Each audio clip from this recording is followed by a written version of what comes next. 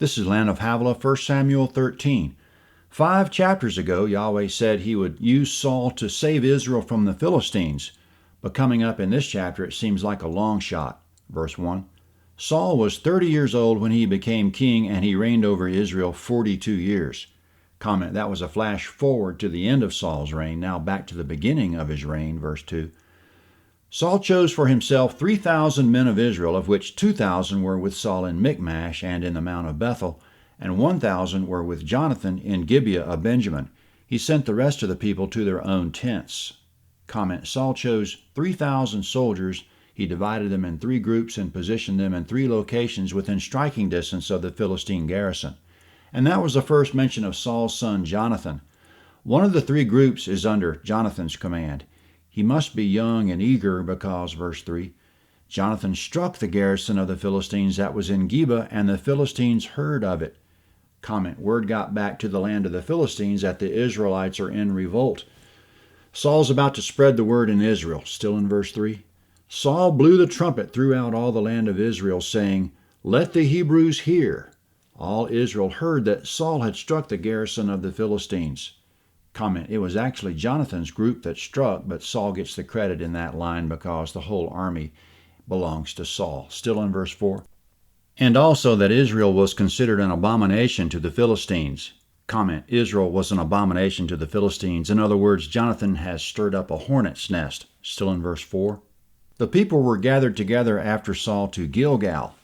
Comment, after the strike, all 3 groups of Israelite soldiers fell back to reorganize themselves in Gilgal on the Jordan River, about 15 miles from the Philistine garrison, and they're going to wait on reinforcements from all over Israel. The trumpet call is the call for reinforcements. They know that the Philistines will be organizing themselves to come up for a counterstrike. They'll be marching up from the Mediterranean coastal area. Here's what the Philistines got together. Verse 5. The Philistines assembled themselves together to fight with Israel, 30,000 chariots and 6,000 horsemen, and people as the sand which is on the seashore in multitude. They came up and encamped in Michmash, eastward of Beth-aven. Comment, they camped in Michmash, which was one of the places the Israelites just left. Michmash is in the middle of the hill country, about 13 miles from Israel's camp at Gilgal. The Philistine response was overwhelming. They came up to protect their interests, to keep Israel in subjection. Verse 6, when the men of Israel saw that they were in trouble, for the people were distressed, then the people hid themselves in caves, in thickets, in rocks, in tombs, and in pits. Comment, Saul blew the trumpet in all the land to rally Israel to Gilgal. So what was the response? They hid themselves. Verse 7. Now some of the Hebrews had gone over the Jordan to the land of Gad, to Gilead, but as for Saul, he was yet in Gilgal, and all the people followed him trembling. Comment, in addition to there being little or no response to the trumpet call, even the regular army is deserting Saul, going across the river to Gilead in the opposite direction of the Philistine threat. The troops that are left are trembling. It's a test of faith for Saul. Verse 8. He stayed 7 days according to the time set by Samuel, but Samuel didn't come to Gilgal, and the people were scattering from him. Comment, every day it's looking worse for Saul. More troops are deserting, and after 7 days and Samuel not showing up as he said he would, Saul's desperate.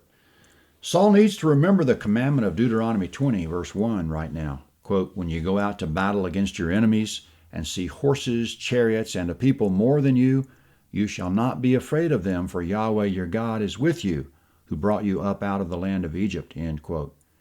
Maybe Saul never read that. This is why we need to know the scripture. Verse 9.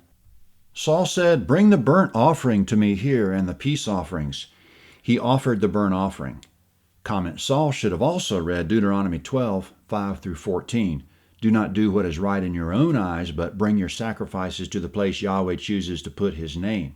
Verse 13 says, quote, be careful that you don't offer your burnt offerings in every place that you see, end quote. In other words, there are to be no freelance sacrifices. Verse 10. It came to pass that as soon as he had finished offering the burnt offering, behold, Samuel came, and Saul went out to meet him, that he might greet him. Samuel said, what have you done? Comment, Samuel knows what happened. Yahweh told him. Now it's time for Saul to make excuses. Still in verse 11. Saul said, because I saw that the people were scattered from me, and that you didn't come within the days appointed, and that the Philistines assembled themselves together at Michmash. Therefore I said, Now the Philistines will come down on me to Gilgal, and I haven't entreated the favor of Yahweh. I forced myself, therefore, and offered the burnt offering. Comment, that was cringeworthy. Verse 13. Samuel said to Saul, You have done foolishly. You have not kept the commandment of Yahweh your God, which he commanded you. For now Yahweh would have established your kingdom on Israel forever. But now your kingdom will not continue. Comment, No telling what we forfeit by disobedience, but the most regrettable part is disappointing God. Still in verse 14. Yahweh has sought for himself a man after his own heart, and Yahweh has appointed him to be prince over his people, because you have not kept that which Yahweh commanded you. Comment, It's a done deal. Yahweh has already found and appointed a different man to take over the kingdom, but that man doesn't know it yet. He's a man after Yahweh's own heart. Verse 15. Samuel arose and went from Gilgal to Gibeah of Benjamin. Saul counted the people who were present with him, about 600 men. Saul and Jonathan his son and the people who were present with him stayed in Geba of Benjamin, but the Philistines encamped in Michmash. Comment, Samuel went home, and Saul took the 600 soldiers he had left and moved them closer to the Philistine camp within 5 miles of it, around Gibeah and Geba. There's a canyon between the Israelite camp and the Philistine camp. Verse 17. The raiders came out of the camp of the Philistines in 3 companies. One company turned to the way that leads to Ophrah, to the land of Shual. Another company turned the way to Beth-horon, and another company turned the way of the border that looks down on the valley of Zeboim toward the wilderness. Comment, the raiders are Philistines. They're going out from their camp 3 different directions, pillaging and plundering, putting Israel back in subjection.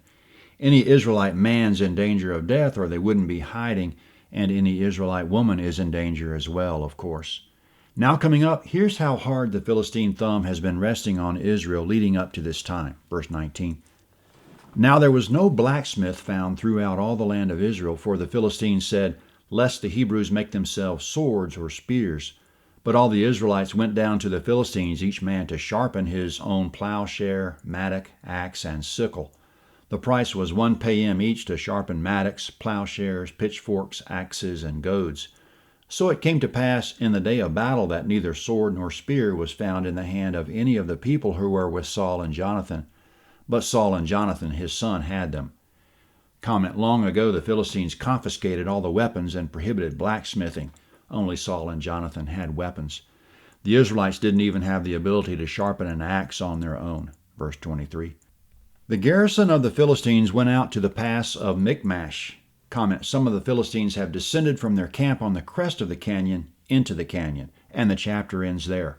1 Samuel 14 is next at landofhavilah.net. 1 Samuel 14. This is the map of 1 Samuel 13. Saul had troops stationed in Michmash, Mount of Bethel, and Gibeah. Jonathan's group was in Gibeah. They struck the Philistine garrison in Geba. Then all the Israelite troops fell back to reorganize in Gilgal. Most of the 3,000 regular troops defected, many of them across the river to Gad and Gilead. Meanwhile, the Philistines came up from the coastal plain in force to Michmash. Saul took the 600 soldiers he had left to the vicinity of Gibeah and Geba. If we zoom in, we can see the canyon that was between the Israelite and Philistine camps. 1 Samuel 14 is next.